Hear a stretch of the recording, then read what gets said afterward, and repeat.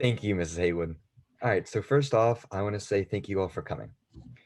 My name is Noah Gocial. I'm a senior at the high school, as well as a school board liaison for 2020-2021 school year. My co-liaison, Lisa Mulo, and I want to thank everyone for coming tonight. As we have seen, we've come a long way, but we still also have a long way to go. This hopes to provide an area for any student and any community member to ask or address any question respectively that they have to the school board. Tonight, we want to focus on solutions. To ask or suggest anything, please use the chat function. And as we begin our introductions, please feel free to do so. So we will begin with our introduction from Charles Burdell-Williams.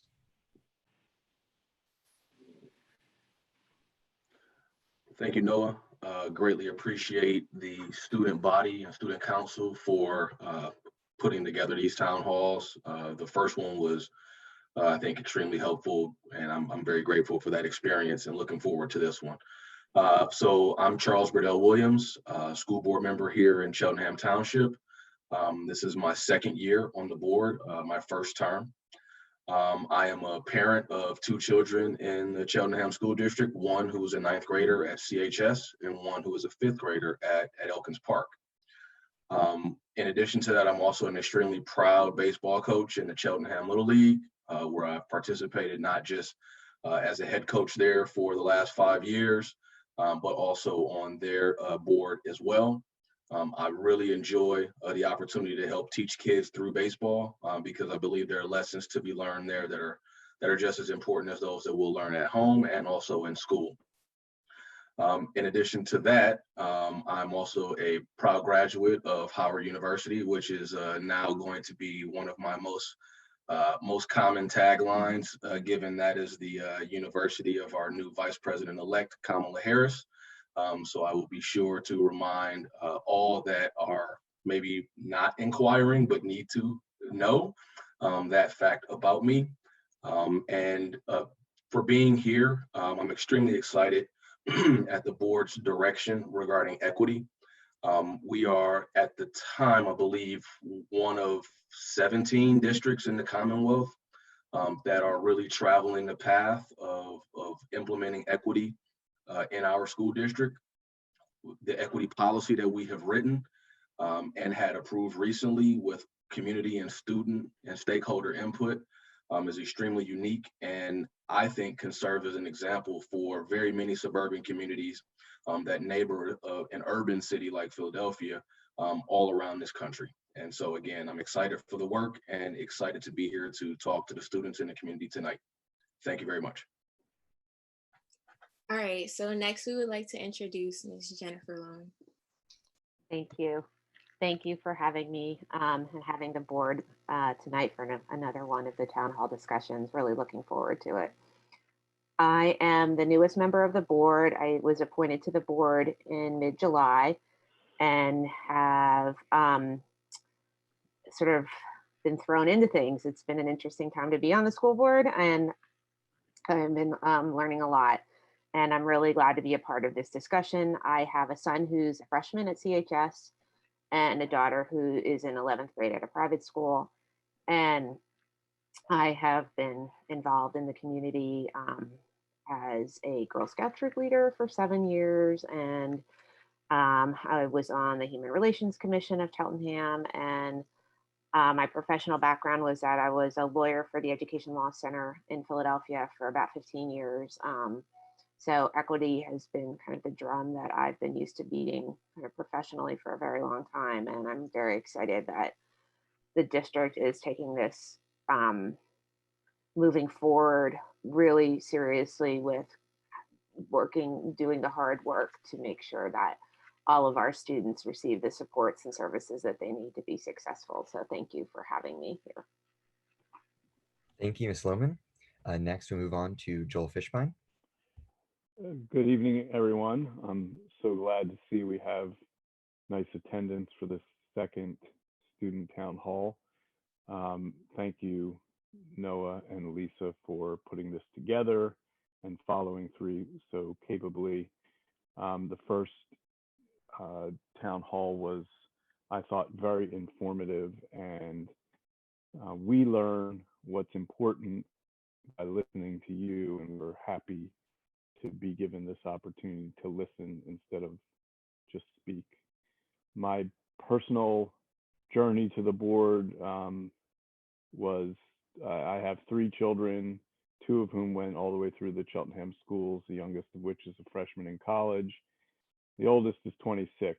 And my middle son, who didn't go through the schools, has special needs. And I was very interested in having an impact on the board's treatment of special needs issues. One of the reasons I ran, it's been a focus in the 5 years that I've served on the board. And it's important, really important when we talk about equity, that racial equity and equity for students with special needs have many intersections. One of them is the over-identification of African American students as having special needs. The other is there are so many students with special needs who are also of color who, we need to make sure their needs are met with the same fidelity that we're looking to meet everyone's needs. But on the more typical way we talk about equity for African American students, we still have far too far to go.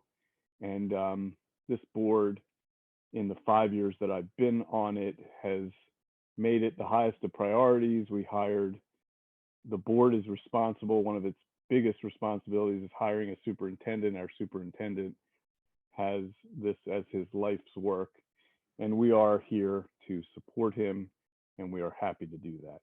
Thank you. All right, next we'll have Pamela Henry introduce herself. Hi, everybody. I'm glad that I'm able to make it this time around.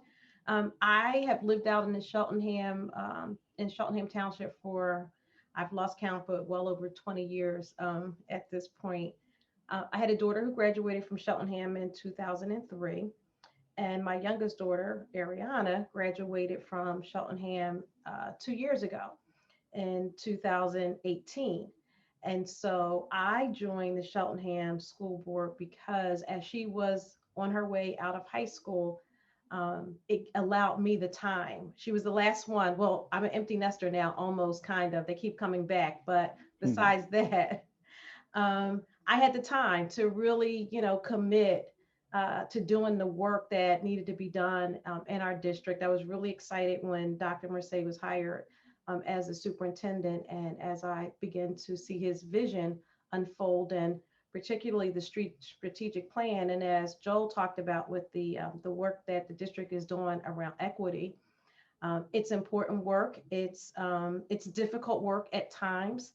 And I think this is an exciting time, not only in our district, but certainly in the country, for this work to happen now.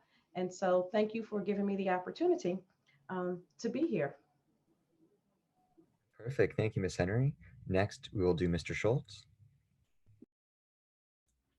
Hello. Unlike Pam, I did not have the time. I don't know what I was thinking. No, I'm just kidding. I am a CHS alum. I graduated. I went to Wyncote and then went through the Cheltenham schools system. Graduated in 2005. Then wandered the East Coast for things like college and grad school, and my wife and I moved back here. She also graduated from Cheltenham in 2005, and we had kids, and I've been on the board for about 3 years. So I have a 5-year-old and a 2-year-old, and the 5-year-old just started kindergarten, which has been quite an experience in general, but especially with the pandemic, it's been a little bit of an extra spicy experience. Like I said, I've been on the board for 3 years. I got involved. I mean, my background is in technology, but in civic technology in particular. So around how can we use these tools for strengthening community, making journalism more effective, helping people make decisions, and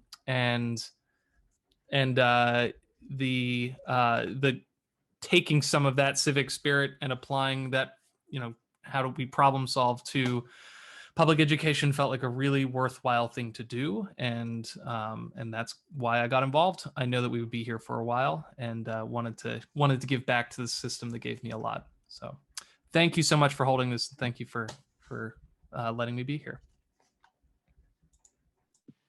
All right, next we will be introducing David Cohen. Thank you, Noah and Lisa. Thank you for holding this event and also for the first town hall as well. My journey is that I grew up in Cheltenham Township. It was a much different place, and I'm glad that things have evolved over time and have changed in terms of the demographics and composition of the community. I have 3 daughters, 2 of whom went through the school district K through 12, and they're now successful adults, both working their own ways on equity issues and advancing different aspects of that. And my youngest daughter is in 12th grade in the high school. I joined the school board about 5 years ago. Before that, I've been involved as a citizen in different ways, serving on a variety of committees at the township. Also was involved with Little League for a long number of years as well, and been on a range of different boards. My involvement with the school district before I got on the board was looking at the renovation of Myers Elementary, and that was the first elementary school that got renovated. And there were a series of issues and challenges I saw, and I thought I could make a difference. My background is as an urban planner, and as a planner, I try to focus on a range of issues, especially looking at long-term issues in terms of planning, be it for infrastructure with facilities or budgeting, or also trying to work to systematically change things around equity and other aspects as well. As a planner also, I work to do a variety of things, and I've been involved in terms of social impact over the years, and I've also been involved in trying to bring change to communities and infrastructure, and to bring capital and resources to a range of communities, especially those that are disadvantaged and underserved. And I'm glad to be here tonight, and I appreciate the conversation. Thank you. All right, and last but certainly not least, we have Ms. Haywood. Thank you, Noah and Lisa. Really appreciate the invitation to the board for the second town hall, and really appreciate being able to have the opportunity to extend the conversation about equity. I think we realized when we last met that there was still a lot that we wanted to share, a lot that we wanted to hear. And so thank you again for the opportunity for having an extension of that conversation. I am the president of the board, and I've been on the board. This is my 9th year. So I'm really like a veteran on the board.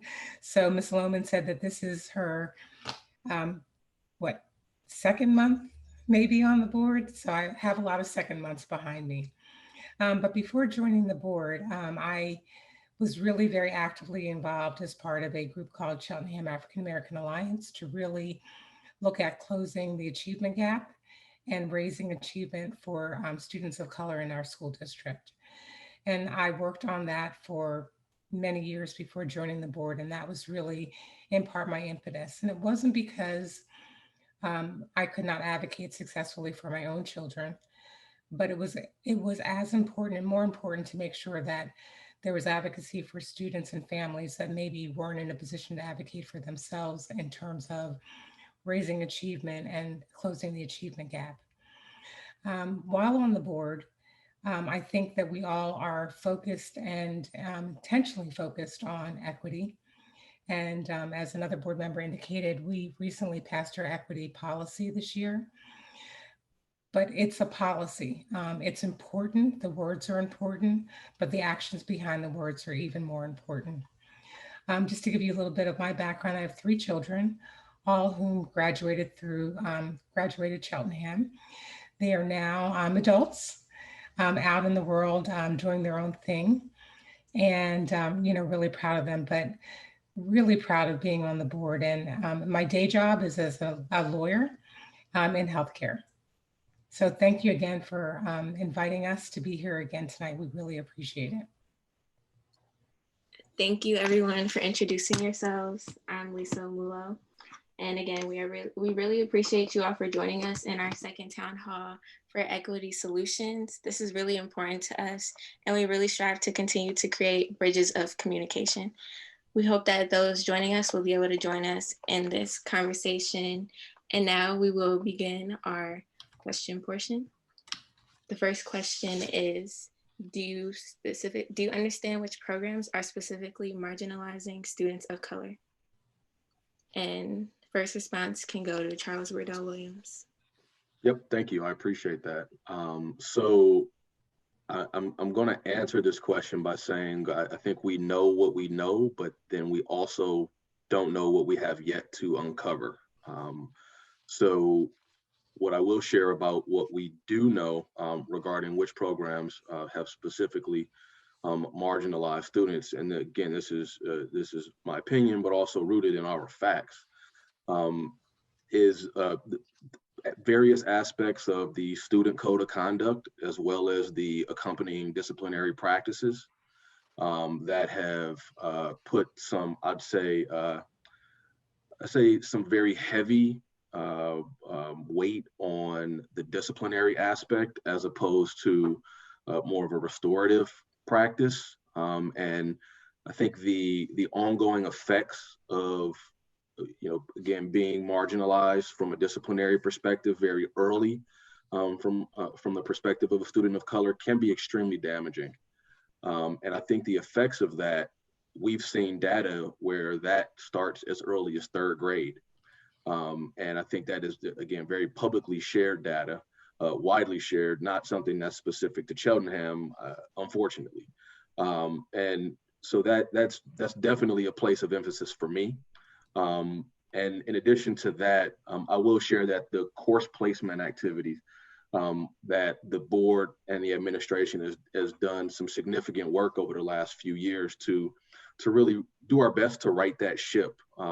So when we were, again, not providing the opportunities for students of color to participate in advanced placement and honors courses at a rate, I would say, that was very similar to not a rate, but a ratio of that, which is very similar to the student body population. I think those practices were extremely damaging in terms of challenging students of color. There is significant marginalization involved in, again, looking past someone's experiences and what their future may hold, and judging their future based solely off of their ethnicity or race or socioeconomic status. And I think that the course placement activities were absolutely a very obvious sign of that happening in Cheltenham. And again, there are a few that I could share more about. I know I don't have very much more time, but I'll address one as well, just with the few seconds left. And I would say that the learned behaviors of the adults and also some of the students, that has also marginalized students of color. And that, unfortunately, is not all institutionalized and specifically a Cheltenham issue. We know that our teachers and families come from all over the country, and that they clearly learn behaviors that don't provide them with a very, I'd say, empathetic and compassionate lens regarding a student's background. And by doing so, they don't give students a chance to be their best selves, because what they see on the surface, again, clouds their judgment in terms of understanding who that child is inside and who they may be for the future. Beautiful answer. Thank you, Mr. Burdell-Williams. Next, we will have Jennifer Lowman. Thank you, Noah.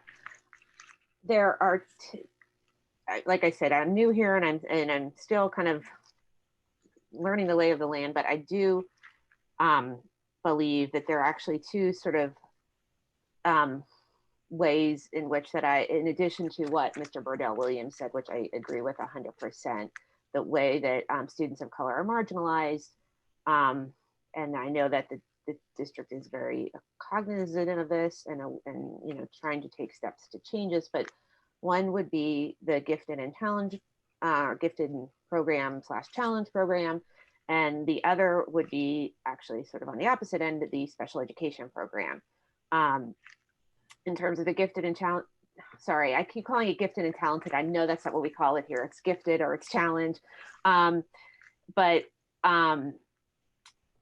And I know Dr. Marseille, if he were here, would know these numbers off the top of his head, but I know that the percentage of students of color in the gifted program is not anywhere near what it should be in proportion to the number of African American students in our district. And I know that that is an issue that has been looked at, and there are efforts afoot to try to change that, including the screening tool that is used to for students to sort of gain entrance into that program. And they're also trying to look at different ways to consider sort of what is incorporated in the term giftedness, and making sure that all students have opportunities to be challenged, so that you know, not just kids who are in sort of who have gifted IEPs get the chance to go to Broadway plays or whatever it might be, that all students have opportunity, have the chance to take advantage of those types of programs. On the opposite end of the spectrum is the special education program, which I do know the statistics for. 66% of kids who have individualized education plans in our district are African American. However, only 53% of the students in our district are African American. So we are highly disproportionate in the number of kids with IEPs, kids of color who have IEPs. And so there's a question around how do they get in there? Why do they get in there? And what kind of services then are they receiving once they are identified, so that they can make progress if to meet their needs that have been identified. So in addition, kids of color are disproportionately disciplined, not only in the regular education setting, but also kids with IEPs. And the district has been trying to address that by putting more counseling services in place. But from those two programs, in my mind, really kind of stand out in terms of different ways of marginalizing students of color. All right, thank you, Ms. Lowman. Next speaker will be David Cohen. Yes, thank you. I appreciate my colleagues and their statements, which I agree with, so I won't repeat them. One thing that I will mention, something a little bit different, is AP and honors classes, where I don't have the figures or data in front of me, but historically, the APs and honors classes have been disproportionately weighted towards white students, and minority students have been underrepresented there. And for a number of years, I had the fortune to guest lecture for AP Human Geography, which is the first AP class students can take in 9th grade.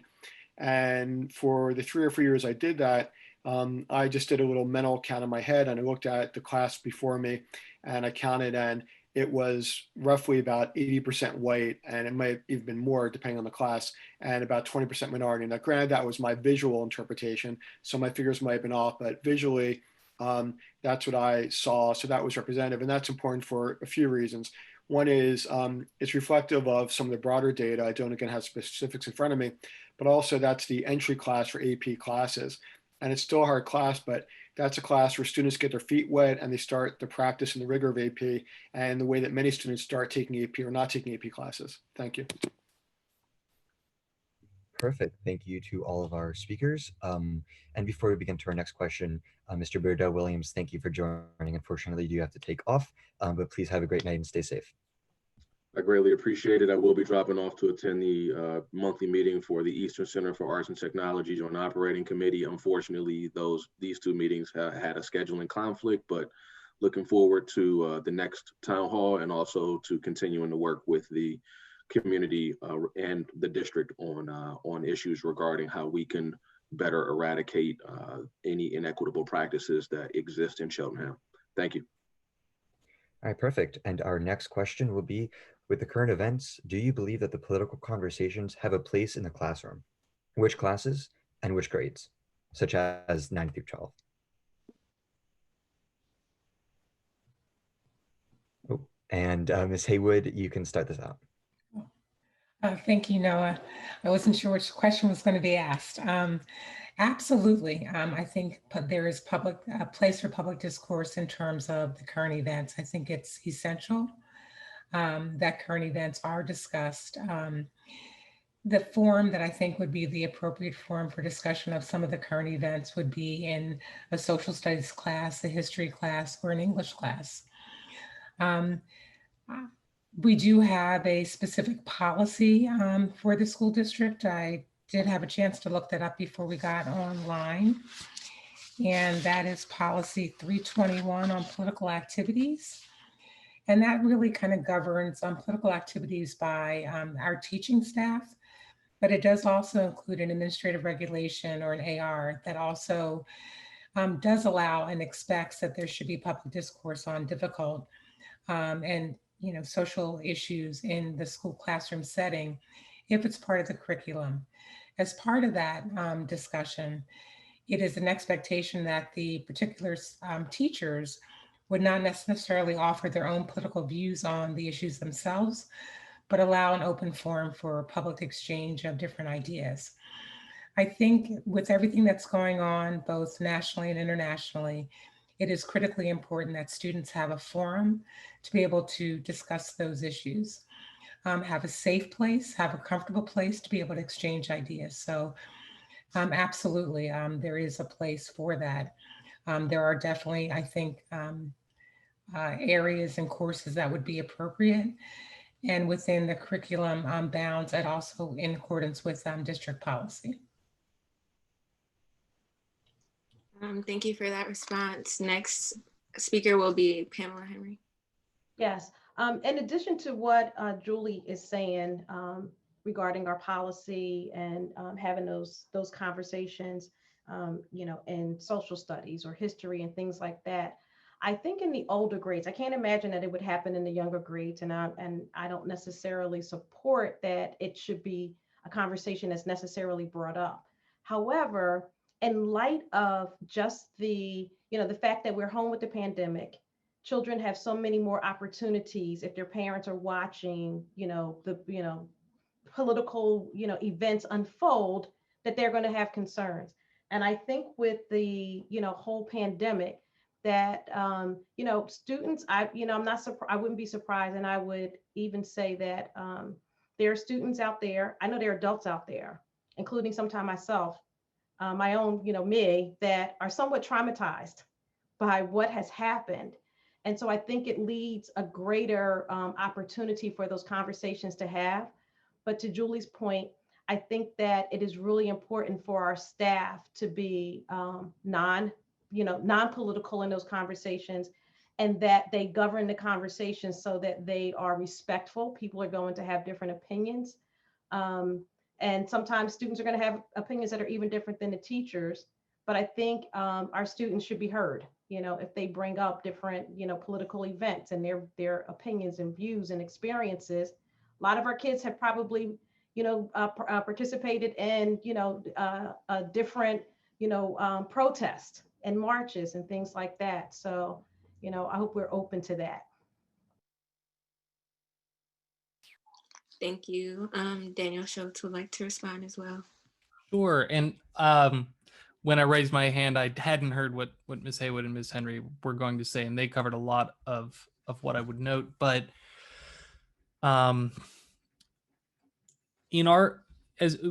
board has gone through a couple cultural proficiency trainings, and one of the items that is made very clear is that when you see someone, you don't know their story, you don't know what they're experiencing, you don't know how they are experiencing the current events in the current news, and you don't know how that may or may not add different types of stressors.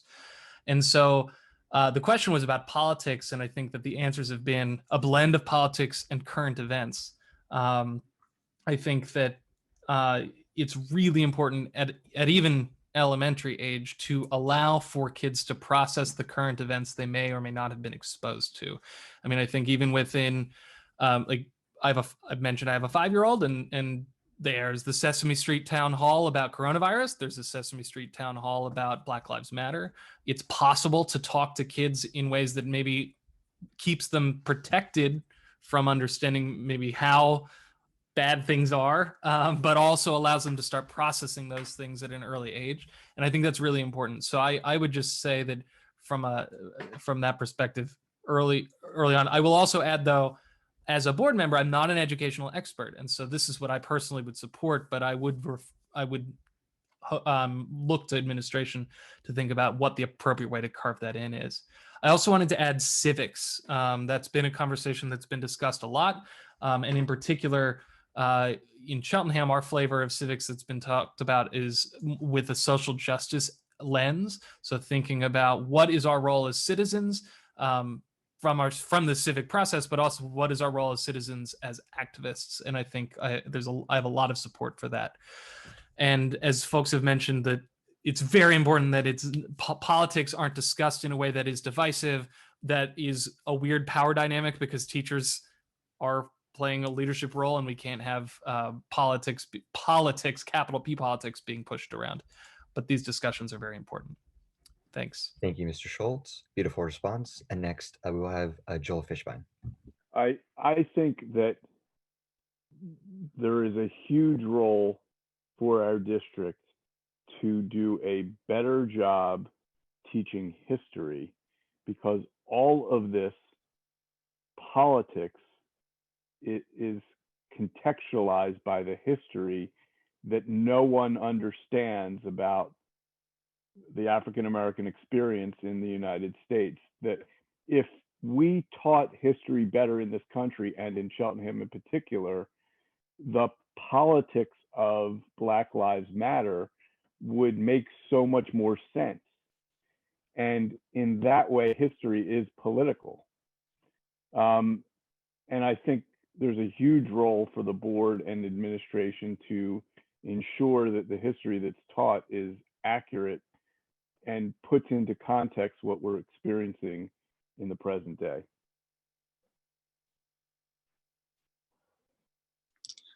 Okay, so our next question is, what are our measurable goals around equity and inclusion? And for the first speaker, we will have David Cohen. Thank you. In terms of measurable goals, I don't believe we have measurable goals per se, but we do focus a lot on data, and the administration does a good job at looking at that. I think that the goal overall, while not being measurable per se in terms of here's a specific number, is to try to get rid of the achievement gap or the gap in success among different groups, be they racial in terms of gaps, or be they gender, or be they based on learning ability, and so on. So with that, some of the areas I'll talk about briefly. And again, there's good data available to the school board, but it's also presented at public meetings, and the information is largely on the web as well. So some of this has been touched on before. AP honors classes. We know there is a big disparity, again, between minority students and students of color and white students in terms of who's taking those classes. Also, a second one would be, again, IEP and GIEPs in terms of disproportionately heavily weighted for minority students, especially African American, being identified with IEPs. And on the other end, with GIEPs, it's overly heavily weighted with white students being identified as having GIEPs. Also, discipline, we have data there, and discipline is heavily weighted towards minority students, especially African American males being disciplined versus other students. And another one is PSSA scores, where there's one meeting every year where we go over PSSA data in great detail, and it varies a lot from year to year and school to school. But since I've been on the board for 5 years, there has always been that big gap between students of color, notably African Americans, and white students on the PSSA scores. So again, the goal overall is to get rid of those gaps, and not to say the number is 80 or the number is 75 for this area, another area, but ideally to get rid of the gaps so the gaps no longer exist. And if we cannot get rid of the gaps, do all we can to move to start getting rid of those gaps. Thank you. Thank you. Next, we will be hearing from Ms. Haywood. Thank you. I think Mr. Cohen really kind of captured a lot of the information I would have shared. I think it's important as a board member that as we're looking at all those different data points, that we as a board, when we look at even our equity policy, it kind of outlines some of those data points that we would be looking at. And Mr. Cohen really did cover most of those. We have a equity administrative regulation that administration is working on that may have some additional measurable goals in there. But I think as importantly, the board's role is to really monitor once we're looking at that data to make sure that the needle is really moving in the right direction. And I think one thing to keep in the back of our minds is that we sometimes use the term minority students or minorities, but actually in our school district, students of color are in the majority. And so we've got to sometimes change our mindset and with that realization in mind that students of color in our school district are in the majority. And we need to look at the data and say, for all of our students, where do we need to be with respect to discipline? Where do we need to be with respect to achievement, opportunity and access and resources? And we need to make sure that those are equitably distributed. And the role of the board is to make sure that that is done, and that we have policies in place to make sure that we are following any measures that we do put in place. So those are really going to be, I think, rich conversations for the board to continue to have around the data, and maybe then putting measurable goals around that data. So thank you. All right, perfect. And Mr. Cohen, that was no slight of the term. I just wanted to clarify that term in our school district probably means something very different than other school districts. Appreciate it very much. Mm-hmm. Our next question will be, such programs as free and reduced lunch help impoverished communities, specifically in Cheltenham. However, we neglect those that need more than food, such as clothes, transportation, and materials. What can we do to assist those communities in need? And the first person will be Jennifer Lowman. Thank you. That's a really good question. And just by way of starting, I would say that Dr. Horsey, who is the head of our student services division in the district, is very cognizant of, families who might need additional assistance, and is always looking for ways to support those families. That being said, I believe there are a lot of creative things that we as a district, as a community, as the student council actually can do, that I have seen other school systems do to support families who might be struggling, including having clothing closets in each school. There are students individually that I've seen in student groups that have started clothing closets in their school buildings, in empty rooms or empty facilities, where they collect clothing that's donated, and they organize it, and it's available for anyone to come in at any point in time and take whatever it is they need. That can also include having household items that are available for people to pick up, like cleaning supplies, paper products, diapers, which I think we are often forgetting about. There's a huge diaper shortage right now, actually. So there are kind of creative ways I think we could be addressing those needs. I also think that would include the issue of materials as well. Our district is, again, also very aware of the fact, and I know staff personally, at least at Cedar Brook, who have collected materials and food and clothing. I have, as was CBK's PTO president last year, been a part of that, so that the school always had materials on hand for kids who might need them. So our district is, I think, very aware. I don't think we publicize it very much because there are good reasons for not wanting people to feel like they're kind of being singled out. But I think that there are definitely additional things that we could do. And I also just want to mention that we also have a coordinator, what's called a McKinney-Vento coordinator. There's a federal law that protects children experiencing homelessness.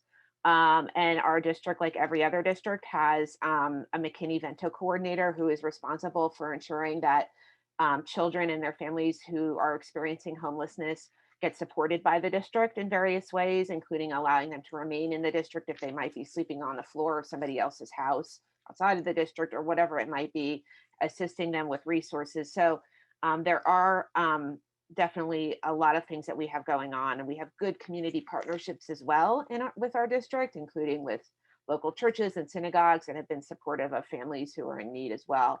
But I would really challenge the student council actually as well to see what students can do within the buildings, and maybe also working with the PTOs to support families in our district who might need some additional support. All right, thank you. Pamela Henry would like to add to that. So the last thing that I had that I thought I was going to say was PTO, and Jenny got that one too. I was checking off the list.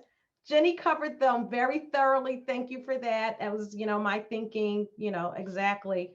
And I believe, Dan, did you want to add to that? Because I'll let you go. So I will acquiesce to Dan right now.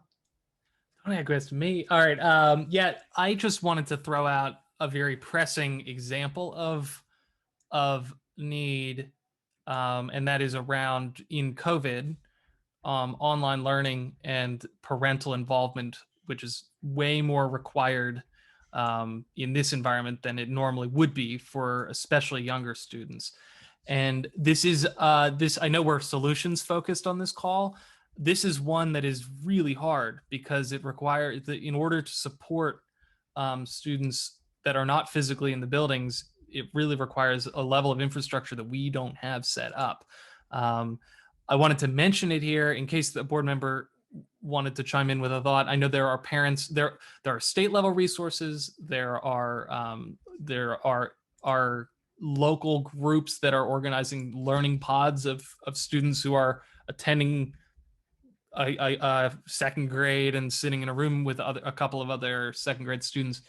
But this is really a key example of non-food related need and that drives educational outcome and has an equity challenge. And we could spend an hour and a half talking about that, and indeed we have, and where the challenges lie and where the paths towards solving that are. Just wanted to mention it. Terrific. And we were just going to go back to the question, what are measurable goals around equity and inclusion? As you've had a question, could David Cohen expand on how the district specifically would close the gaps? Sure. So I'll try to go over rather quickly in the interest of time some of the items I mentioned and some specific ways that we're working to address these.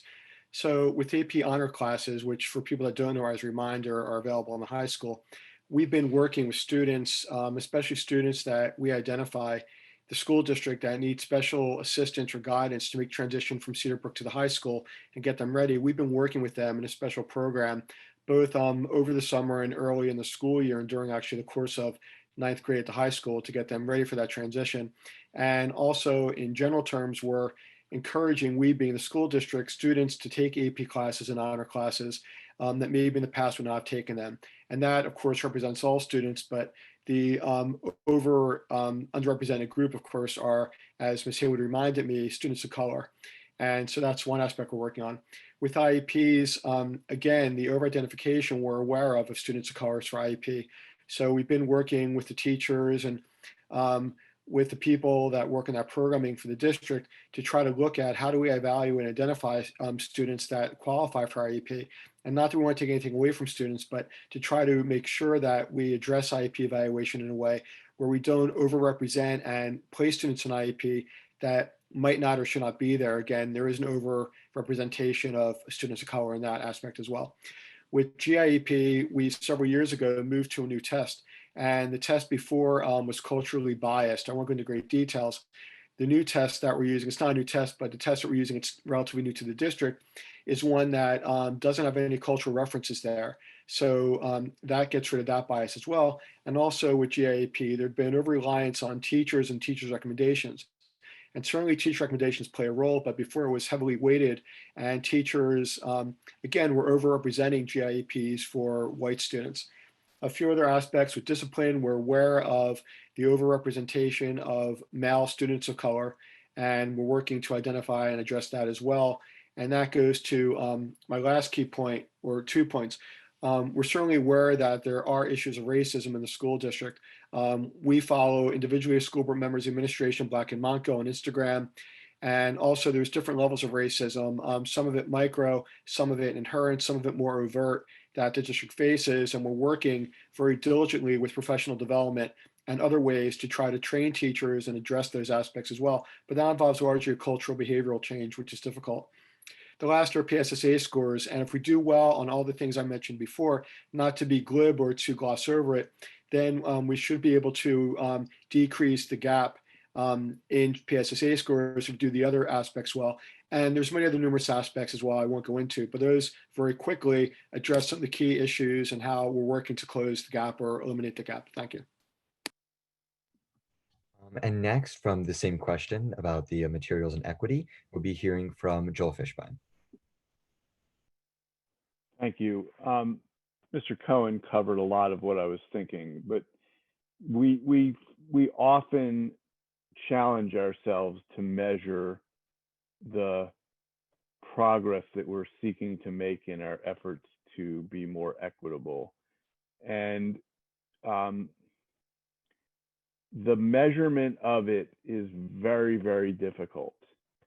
We want to and expect to hold the administration and ourselves accountable to make better progress. I've been on the board for 5 years and progress is slow. And it is not for lack of effort or focus.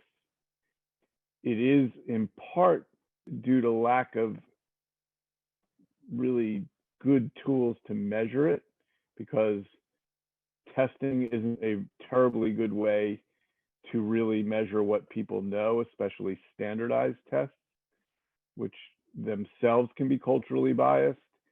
And so when you look at data and the data makes you unhappy, it pushes us to do more.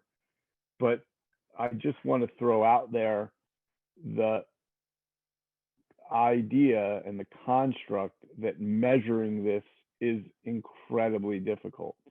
But what we can see with our own eyes is better gifted identification and more equitable gifted identification, more equitable AP and honors participation. Those things are things that we know we are making progress on. Is it fast enough? No, but we are diligently working on it and making measurable progress. All right, thank you. Ms. Haywood would like to have. Thank you. This will be extremely brief. I just wanted to, I think all the answers were absolutely on point. I just wanted to point anyone who's listening in to a letter, that joint letter that the school board and the administration sent out in response to some requests by Police Free CSD. And that letter, I'm not going to at all cover everything that's in the letter, but it does provide a very long list of initiatives that we've been taking as a school district and following as a board around disciplinary protocols and restorative justice, around mental health resources, tools, and initiatives, and curriculum and instruction. And there is a plethora of different initiatives that we've taken as a school district and as a school board that I think are critically important for the community to really understand, that really do address at the base equity and equitable inclusion, opportunities, and accessibility to different programs. So just wanted to point that out as a reference for whoever's listening in. Thank you, Ms. Haywood. We have another question in the chat. You have already implemented various equitable solutions, such as the abolishment of the gifted program and recommendation letter to take AP classes. What is the next step? And Dan, could you please answer this? Sure. And I just want to clarify the abolishment of the gifted program. We have not abolished the gifted program. And gifted programs are mandated by the state of Pennsylvania. It's not something we have control over. And which isn't to say, anyway, just wanted to clarify that, lest there be headlines on Facebook tomorrow morning that Cheltenham abolishes gifted program or something. But what steps have been taken and what I imagine is being alluded to is changes to the way students are identified for the gifted program. And I won't cover that again. I think Mr. Cohen already talked about the swap in the Naglieri test, et cetera. But with that clarification, one of the biggest things that I take away from Ed Affairs conversations is that, specifically around equity, is that a gifted program and a special education program are only as good as a general education program. And I think the biggest next steps, which are not, it's not that these steps are not being taken, but over the past 2 years, we've had a lot of focus on establishing an up-to-date curriculum, having a written curriculum that creates consistency across the district, but also provides teachers supports that they need, so that way they can do more effective differentiation, meaning that a general education class can now actually support students who have different types of needs, and enrich students who would benefit from different types of enrichment.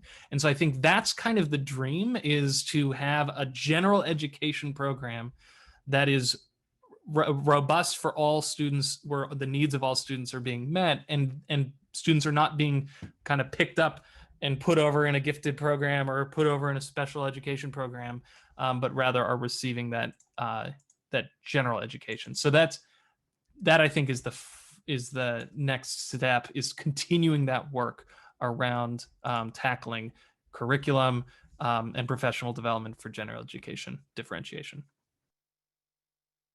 Awesome. Thank you, Mr. Schultz. Next, you will hear from Mr. Fishbein.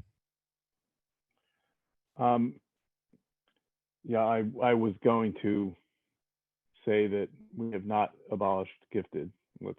I'll second that, make that clear. The big work, and it's been alluded to, but I'll emphasize it, is rooting out implicit bias. That really is the elephant in the room, and the one that is the hardest to tackle. As it was alluded to earlier, people come to this with ingrained, learned behavior that is difficult to dislodge. And all of us have implicit bias. We have learned that even the people who care most deeply about these equities come to the discussion with their own implicit biases because of the way our society is structured and the history that we learned. And we need to continue cultural proficiency education at every level. That's where and that is harder than adopting a new curriculum or giving opportunities for gifted or AP and honors courses. That is really tough work, and all sides have to be willing to participate in good faith. And it's difficult to move the ball on that. We are moving it, but it is a hard thing to do. That's all I had for that. Thank you. And our next speaker will be Jennifer Lowman. I just wanted to thank Dan for his comment, and I hope I got it right, is that the dream is to have a general ed program where the needs of all students are being met. And that actually is, that's actually kind of legally required. I just sort of want to point that out too. There's a concept in special education law that requires all students with disabilities be educated in the least restrictive environment appropriate to their needs. Some people have interpreted that to mean pedagogically that, and there's a strong movement for this and strong research basis for including all kids with disabilities in their mainstream setting, educating them where they would be educated if they did not have a disability. And that is also their dream, is to ensure that the needs of all students are being met in the general education setting with appropriate supports. And that's the key for all students, really, is with those appropriate supports. And when we talk about cultural competency and implicit bias, that doesn't just go to race, it also goes to children with disabilities, because there's a lot of bias against children with disabilities, a belief that they can't do certain things or they shouldn't be allowed to do certain things, that we as a district really need to focus on that as well, and ensuring that we give our staff and our students the tools that they need to be able to have empathy and appreciate students in all of their strengths. And so I think, like, as a board member personally, one of my real interests is also ensuring that when we talk about bias and we talk about competencies, we're also incorporating race, but also disability status, gender, the whole spectrum, so that we really are truly inclusive in that regard. So that's just what I wanted to add there. Thanks. Our next question is, Some may imply that students of color lack motivation or the issue lies in the culture. How do we address this ignorant comment and how do we attempt to combat it? This question goes to Pamela Henry.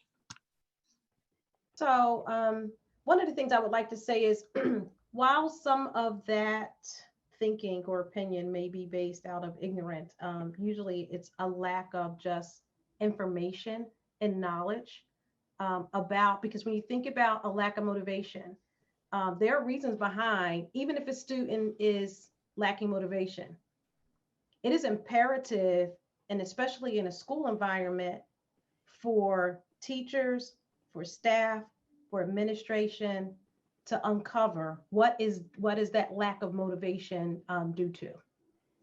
And so when you start to peel back the onion, you'll find out that there are some ways that, or some things that are maybe driving that lack of motivation, one, and that there are things that can be done about it.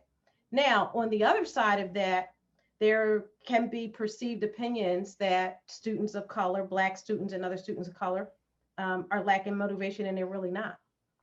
It's just a biased opinion from a cultural perspective. That said, in terms of how do you address the comment, one is to educate yourselves about from the psyche of where that comes from. There are two really good books out there that I even encourage this group to read. One of them is called White Fragility, right? And the author there really unpacks the thought and the beliefs of the white ethnic group, or not ethnic group, but the white group around their perceptions of people of color and African Americans or Black people.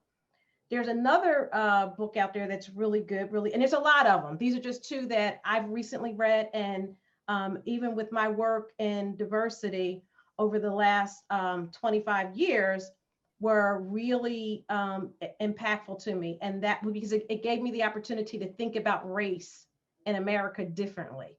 And that was How to Be an Anti-Racist, which takes the responsibility, or not takes, it puts the responsibility on everybody to address issues. But reading works like that gives you a frame and a language to, and this is the most important thing that I would say, to lean in and be inquisitive about where that's coming from with people. We have a tendency, I know I had a tendency initially to be very defensive and offended by that comment.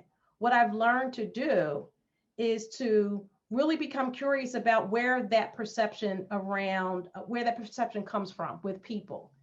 And what I found is when I become inquisitive, when I really start to ask people about those perceptions, about their beliefs, it makes them think about themselves and where it really is. And I don't have a problem, really being direct and also transparent about it. So, those are some of the things that I can offer to that. Perfect. Thank you for that wonderful response. Our next question comes from the chat feature, or the Q&A feature. And I just wanted to say to all of you, if you have any questions or any comments, please type them in the Q&A.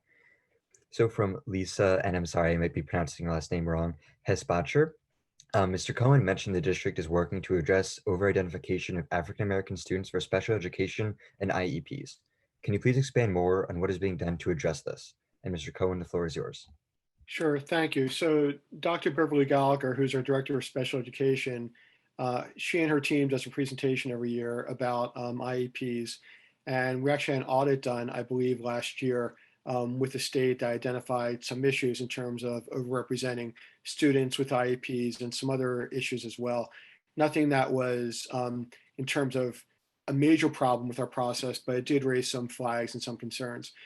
My understanding is that Dr. Gallagher and her team are going back and are identifying and doing a bit of effectively an audit and some analysis in terms of what's happened in the past, and also clarifying the data. And also will then be working with teachers and her staff in terms of how IEPs are identified, and try to make sure that we as a school district address issues of bias and overrepresenting students of color with IEPs.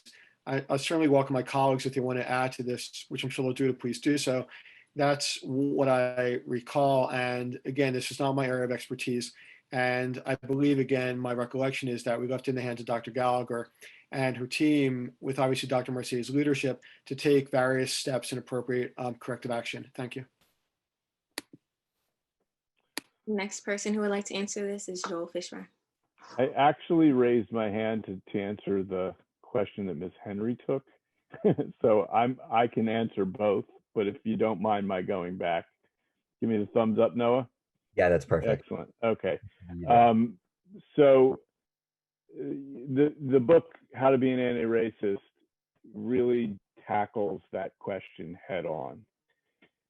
The person who statement was repeated and questioned was labeling Black people as a group because of the behavior of some Black people. And How to Be an Anti-Racist teaches that that is exactly wrong. You're being racist when you do that. And it's something that is ingrained in the way we think and the way our society has been structured forever, that the bad behavior of some Blacks is applied to all Blacks. And it isn't. It's just the bad behavior of one Black. And I look at the people on this screen who have Black and brown skin, and I think to myself, those are some of the most motivated people I know. How could you say that all people with that skin color are anything, let alone not motivated? So we need, and it goes back to the last answer I gave, which is it's all about getting these implicit biases out of the way. And it is tragic that our students of color have to listen to people spout that stuff still in this age. And I wanted to say that, and I thought it needed to be said. With respect to over-identification of Black students in special ed, Mr. Cohen answered the question about as fully as we can, at least as my knowledge of the situation is that we recognize that there's a problem and that we have identified that problem and that we have been tasked with solving that problem, and we're in the process of doing it. But the mechanics of how that's done is something that I can't elaborate any more on than has already been explained. Awesome, perfect response. Thank you. And then Ms. Haywood. Yes, I actually was answering that same question that Ms. Henry was asked to answer. So if you don't mind, sorry, because I think this is really an important one, because if students are feeling that way and are receiving that, it's really important for us to be able to address it holistically as a board and as board members. Just wanted to share a story. So earlier today, I was on a webinar with a Dr. Schultz from the Pennsylvania School of Public Health. And he was talking about the social determinants of health in terms of the health disparities in our country, as it relates to even obviously consequences from COVID-19. And there are so many assumptions about people's, the results or the impacts of COVID-19 are based on poor eating habits, people being obese, people having these kind of comorbidities.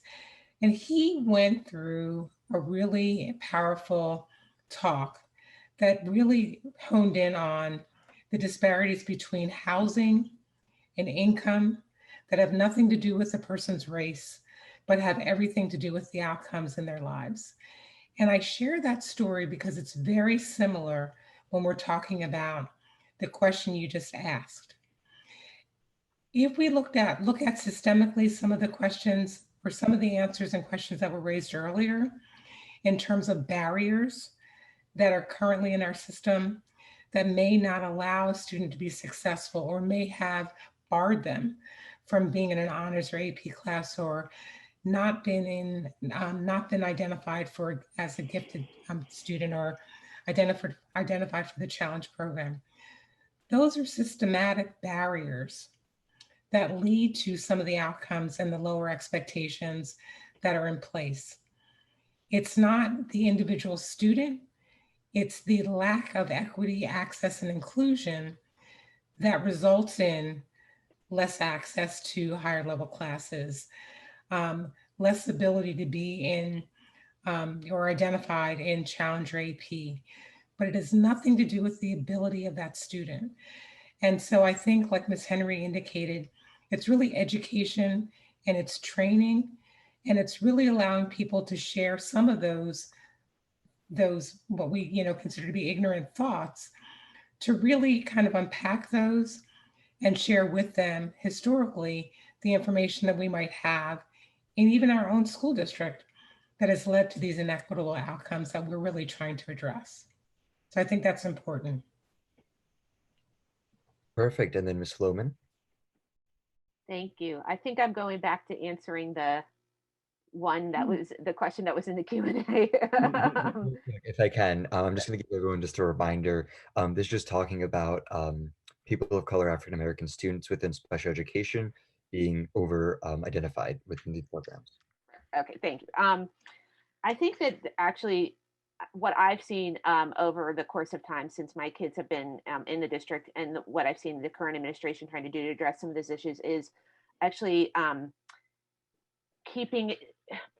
providing interventions so that students do not need to enter the special ed system to begin with. So the district has been focusing a lot since Dr. Marseille came along on the institution of school-wide positive behavior supports, which when used with fidelity, used the way they should be used, can really prevent and address behaviors before they get to the point where teachers need to believe they need to refer a child for a special education evaluation, for example.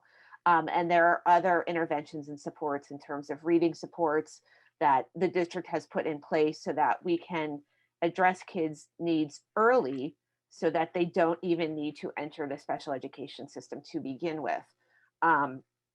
Because that is a big piece of the puzzle here for me in our district, is ensuring that we get to kids early in the early grades to make sure that, for example, they know how to read proficiently on grade level by 4th grade, because that is the biggest determiner of academic success later on in life, is whether or not a student is reading on grade level by 4th grade. So there are things that we're doing in our district to make sure that's happening.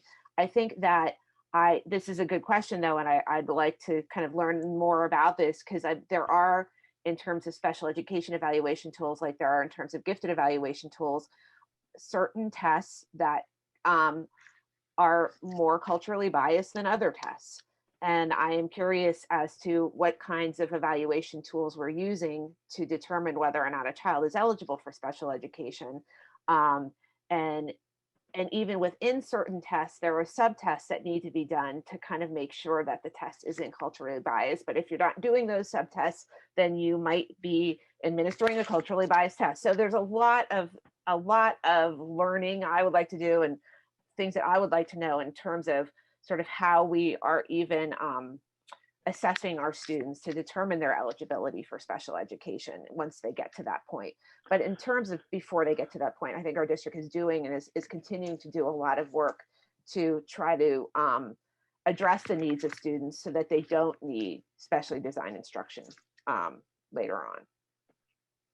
Thank you. Now we're going to go back a few questions to the lack of motivation, or the implied lack of motivation within our students of color.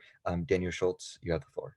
Sure. And I think we've all wanted to chime in on this because it touches on a set of deep things. One is that is ignorant, and that ignorant explanation is used to explain a phenomenon that needs to be addressed, right? That's probably somebody saying something in response to there's a gap, an opportunity, well, whatever you want to label the gap, that there's underperformance, overperformance, etc. And the explanation is this ignorant thing. So I just want to start by saying it's not enough to address the ignorance. You also need to address the circumstance that prompted the ignorance. But I do want to say that it is I've been thinking a lot about how does one handle ignorant people who have power. I don't know why I've been thinking a lot about that. Why ever would you be thinking about that? I don't know.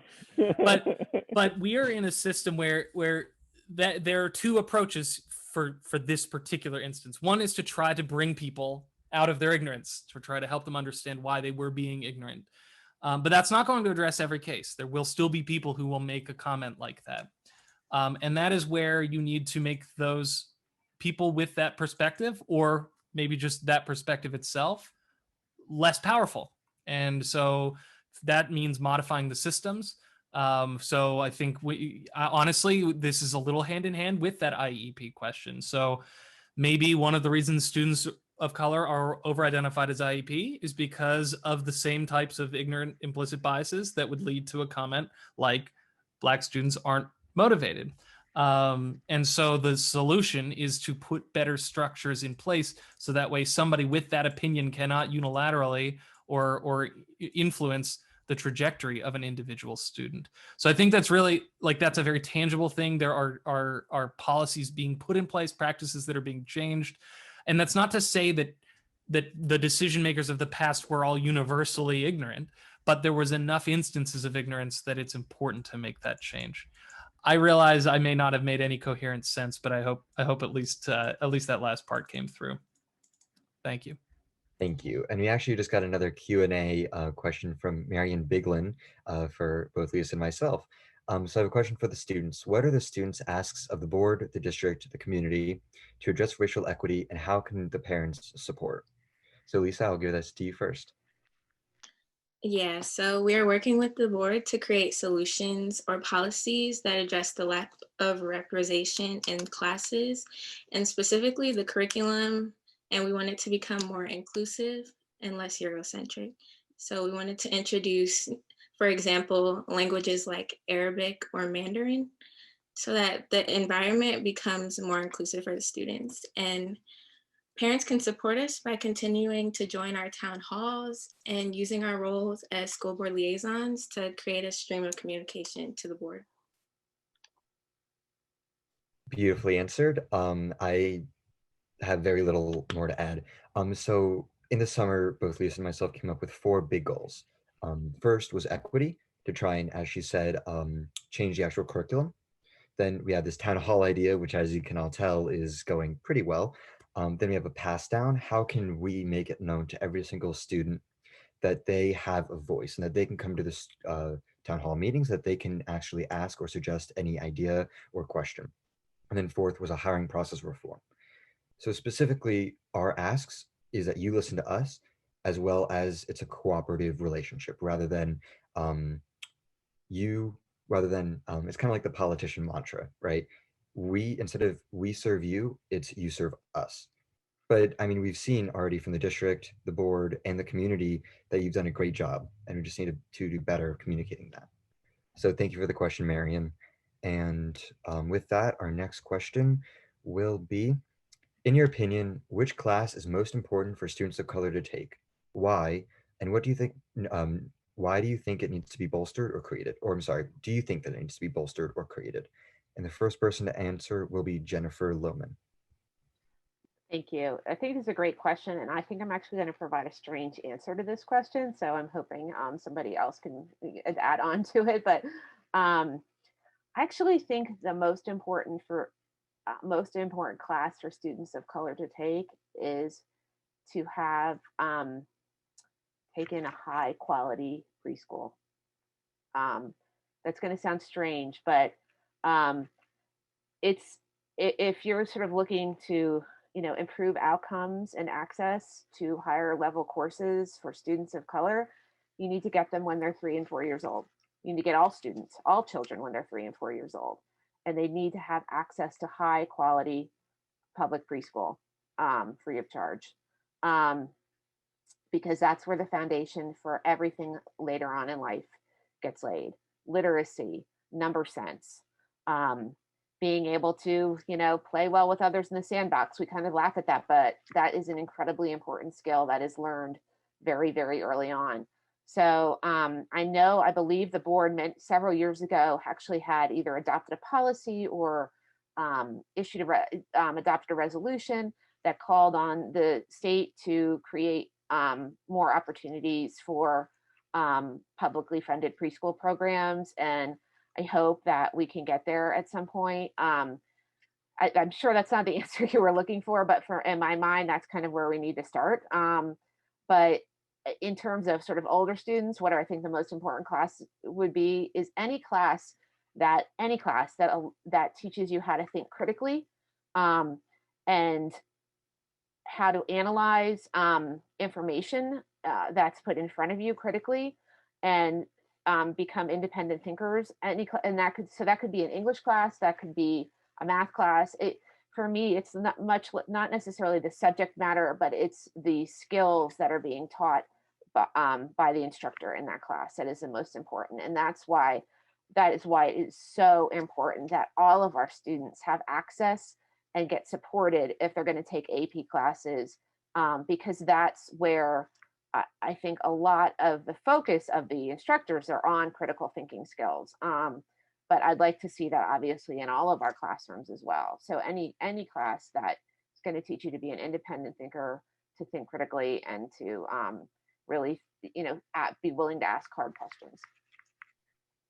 Thank you for that response. Next will be Pamela Henry. And I'm going to expand on Jenny's response just a little bit, in that all students, regardless of whether they're Black, regardless of whether they're children of color, regardless of whether they're white students, should take any class where they're going to be nurtured, where they're going to be challenged, where they're going to be supported, right? Where they're going to be heard, where they're going to be valued. Because some of the most, with my daughters who went through Cheltenham, for example, some of the most exciting experiences came from classes that were electives, but their teachers cared. And they learned a lot when they learned more in some of those classes than they did in AP classes, because of the way they were treated and because of the experience they got in those classes. And so, any class can provide a really fabulous learning opportunity for kids. It really is about the teacher that really drives what any of our kids learn. And so all of our kids need to have that same great experience. It's not just about Black kids. And we will be having, and before I move on to the next speaker, we'll be having one more question. So if you have any questions that you would like to ask, please just put that in the Q&A. But before then, we'll move on to Ms. Haywood. I have very little to add to what Ms. Lowman and Ms. Henry have already shared. I would just add that challenge yourself in terms of taking those higher level classes that are open to you. We have 29 AP classes in the high school, or 26. And I would say that, just as Ms. Henry said, take those classes that are higher level, that challenge you. And that's for any student within our school district. And just challenge yourself. I mean, I think we have a fabulous curricular offerings. I do think that, when we talk about cultural proficiency training, I don't think that is limited to just our staff and our even the board. I think that that's something that could be taken by all of our student body as well. And that, I think, would also dismantle some of the ignorance of some in our school district about the motivation or the capabilities of any student at all. So I just wanted to add that. All right. I had something to add. It goes along with what Ms. Henry, Ms. Haywood, and Ms. Lowman said, but it's slightly different. My daughter was very, very academic, but I was so charged up and she was so charged up about her photography class. She never saw herself as being an artist in any way. And she took this photography class and it opened a whole new part of her for her. So it could be anything, but you need to, I mean, it's hard to say this, but you need to know that it's a good teacher, one that is connected with people who you identify as being like you, because if kids like you don't connect with that teacher, it could be the best class and you might not have a good experience.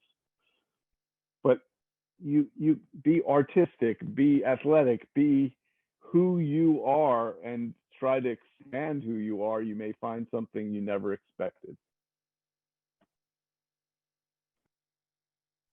All right, David Cohen would like to add to this.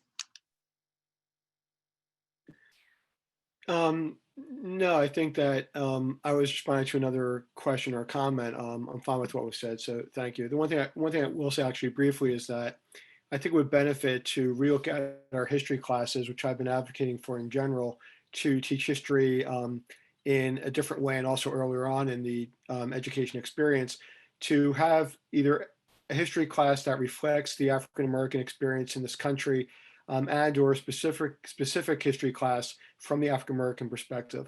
I think those are both good opportunities to be a little more specific, and that's what I have. Thank you. Sorry for the confusion. We have another question. It says, do we have a system that helps us connect and act on inequalities across all domains? And this question can go to Dan Schultz. This is a lofty question, and I have a simple answer, which is that is what public education is supposed to do. That is what the public education system is supposed to be, in my opinion. And I think that we have the mechanisms to get there. That's why it's a democratically elected board. That's why we have paths to enact policies and put in processes that try to identify inequalities across any and all domains, so that way kids can walk out and graduate having brought that is the vision of public education. Now, is that the manifested vision at this point? No. And that's why we're having these conversations. I also want to give a shout out though to library systems as well, which come hand in hand. And I am actually speaking on behalf of the board.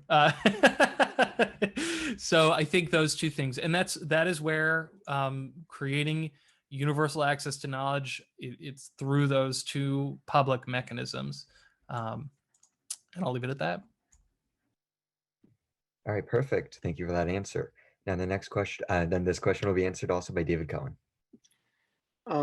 Thank you. Just to follow up on what Dan said, I think that we have a system. I think that it's not a perfect system in that there are gaps or inefficiencies, certainly. Another aspect that was raised earlier by Ms. Lowman, which I agree with, is the importance of pre-K, ideally having strong pre-K and trying to make it universal so that students, especially those that come from a background where they need additional support or help to get ready for kindergarten and to build the foundations for K through 12, they can get that. I think that's critical as well. Also, I think that the system that we have in place, also to address other points that I believe were raised by Ms. Lowman, it was actually a question that she responded to as well as others, is that we have students that have different socioeconomic experiences and different issues at home, be they from parents where they might be separated or a single parent household. Not that doesn't mean that the child's not being raised well, but there might be some issues impacting the child's development there.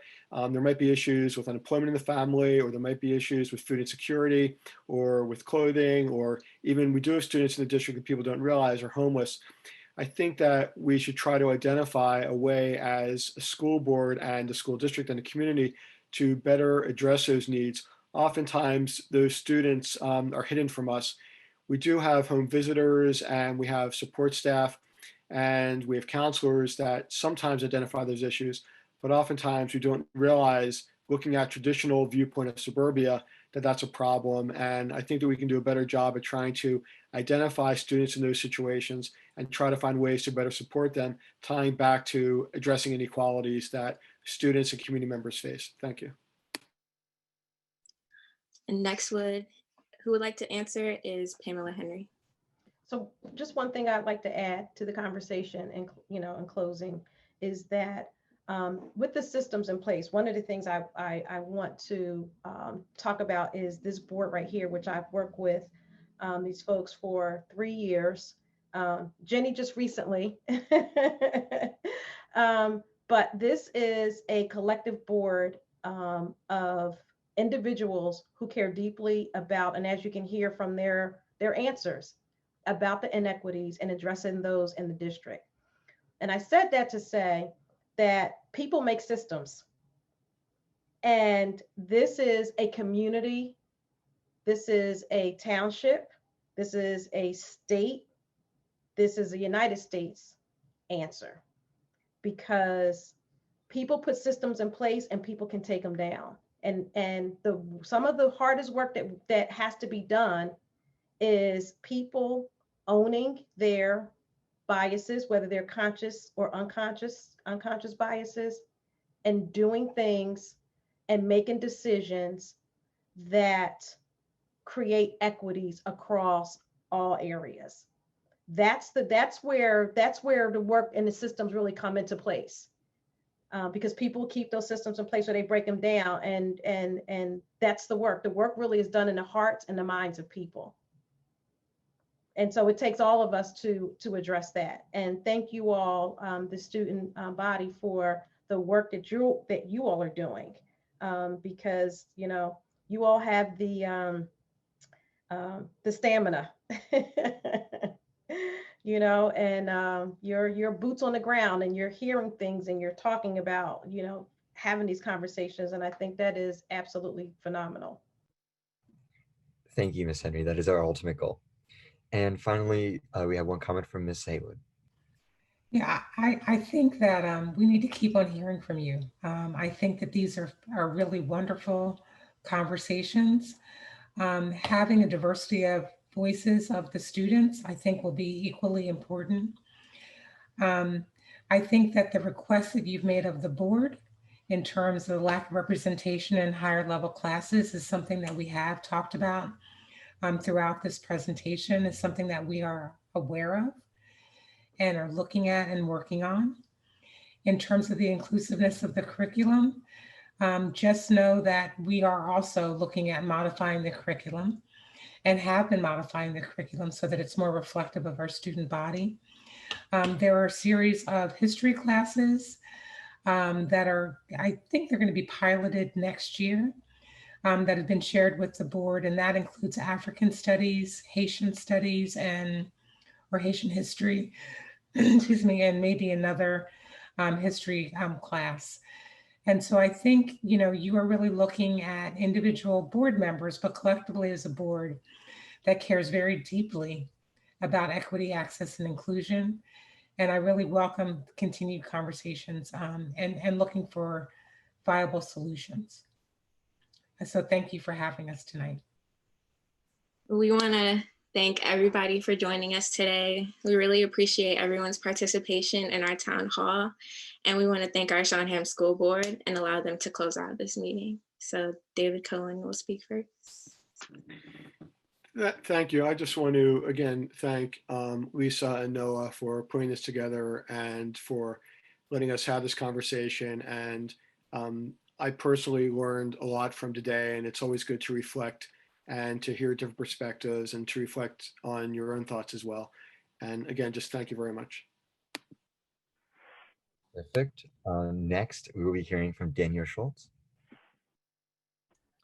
Oh man, I thought my closing statement was the rah-rah public education and library systems. This, I will actually reiterate that, which is just, I'm really thankful that we have this forum. And I think this forum, to Ms. Henry's point, is a reflection of the people that make up the system that is the Cheltenham School District. There's a lot of work to do.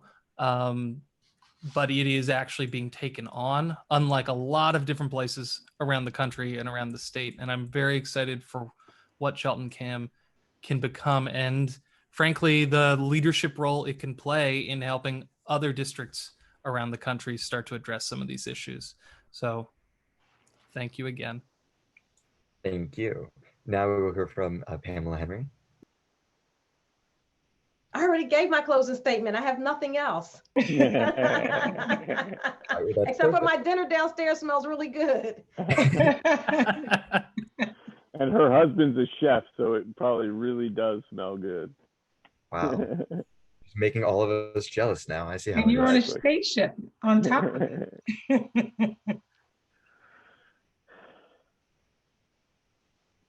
Okay, so Joel, would you like to close out? I'll close out. I so appreciate this opportunity. I love to address this topic in this community in this way, and that the student that Noah and Lisa are leading this effort is to be highly, highly commended. Thank you so much. And for the attendees, I hope you got out of it what you expected when you attended. Cheltenham is a unique place. We have incredible diversity and resources sufficient to address problems, unlike many big city schools that are starved for resources. We have leadership that is committed to doing this work. We have a student body that is engaged politically and socially and pushing us to do the work. We can be the model for how this work gets done throughout the country. And having these discussions gives me so much hope that we will be that model. Thank you. How's that for a closing statement? It was perfect. It was beautiful. Okay. All right. I'm a lawyer, so I try. And next, Ms. Lowman, do you have a closing statement? So I have to unmute myself. I wanted to thank you both for continuing to organize these town halls. This is a really unique forum for discussion, and I'm really glad that you guys have taken this on, and the student council has taken this on. I did want to mention, and I did a quick search on the district's website to see if I could find it, your initial Student Voices presentation, which I don't know if this is a different group or associated with the town halls. If I can address that real quick, the Cheltenham Student Voices, which is an NAACP sponsored group, which I am a part of, did that at the very beginning of the year. However, Okay. it is not in conjunction with the school board liaison's position. So I'm a part of it, but Lisa and I are not. Okay. Okay. Thank you for explaining that, because I was going to say, and I would still recommend that people take a look at the presentation that was done as part of that group, because that has a lot of solutions in it as well. I couldn't find the presentation on the district's website. I thought it was there, but I don't know. But it has had a lot of good solutions in it too, and I just wanted to mention that. But I wanted to thank you again, and I agree 100% with Mr. Fishbein that we in this district are incredibly well situated to be a model of what truly equitable public education looks like. And I'm excited to be a part of it, a part of this journey in trying to reach that goal. So thank you. Okay. All right. Our final closing is from Ms. Haywood. Oh, I can't top any of these closing statements. No. In all seriousness, I think Ms. Lowman kind of summed it up best in terms of equity being a journey. And we've been on this journey for some time, and this journey does require not just the focus and the intentionality of the board, the same intentionality of the administration and the teaching staff, but it also includes the intentionality and focus of the students and of our community and families and parents. And so I thank the parents and the students who are on this call tonight as well. we are starting this journey. I'm super excited. We're continuing this journey. I'm super excited about it. And I think that we have an opportunity to really get this right. And I welcome, as a school board, one of the things that we do is create policy, which is critically important. And I really invite the students to participate in some of our policy committee meetings. We have one tomorrow morning at 8 o'clock, but there are several policies that do impact students directly. And if you look at our agendas ahead of time, any policies that are in the 200 series are typically student-focused policies. And there are two of those that are on our policy committee tomorrow. I want to thank Lisa and Noah for putting this together. I really appreciate having the opportunity to continue the discussion on equity. We really appreciate this opportunity and look forward to the next town hall. But no, we'll be in conversation between now and then as well. So thank you again, and thank you for putting this together. Thank you, Ms. Haywood. This cannot be done without any of you. Thank you. Now, of course, as Lisa said earlier, way earlier, before all the beautiful closing statements, except from Mrs. Henry, unfortunately, we want to thank our community members as well as the student body for being a part of this restorative town hall. Equity comes in many forms, but cannot come without the dual partnership of the community as well as the people who run it. We hope that you all have a great night, stay safe, and we look forward to seeing you all at our next town hall.